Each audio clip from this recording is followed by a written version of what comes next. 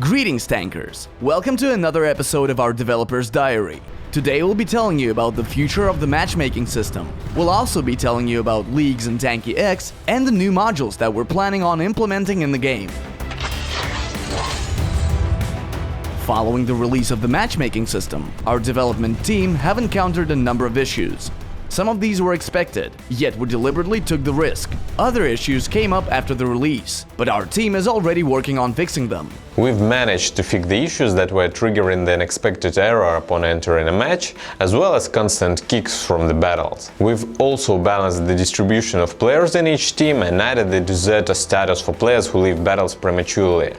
To show our gratitude to our community for testing this mechanic, we had doubled the experience points and battle funds for most of the previous week.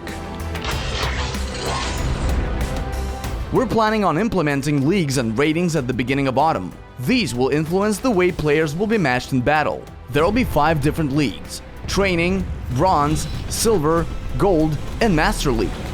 The distribution of players in leagues will be influenced by the reputation points they earn in team battles. The most prestigious one, the Master League, will include the 50 players with the highest reputation in the game. It will be a sort of Mount Olympus for Tanki X players. Each player will start in the Training League with 100 reputation points. Over time, the player's reputation meter will increase or decrease depending on whether the player has been winning or losing battles. For their achievements in rating battles, players will be rewarded with special containers for every milestone they hit. Additionally, players will be rewarded every month after the end of the rating season. Each league will have its own rewards. In the Master League, however, every player will receive different rewards, depending on that player's placement on the rating ladder. The higher the rank, the cooler the reward will be. With the release of this update, we're expecting battles to take a more competitive turn. Being ahead of everybody will not only a matter of honor, but also profit. At the end of each season, the best players will receive generous rewards, as well as unique items that players will not be able to obtain any other way.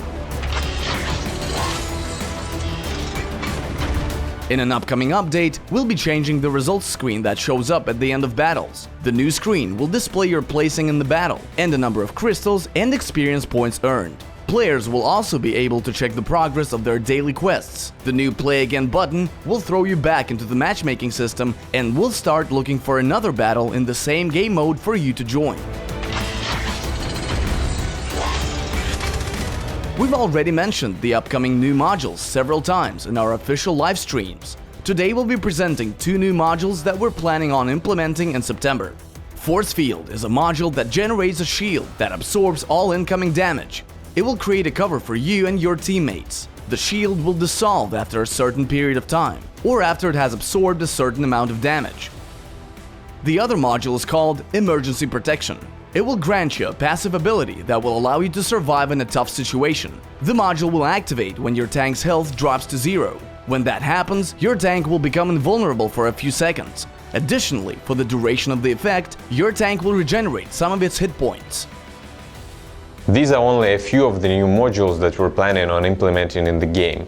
We have many more interesting ideas. Of course, as soon as the new modules are implemented, the old ones will be balanced accordingly. That's all for this episode. Subscribe to our official YouTube channel to catch the latest news on the matchmaking system, leagues, and new modules. See you next time.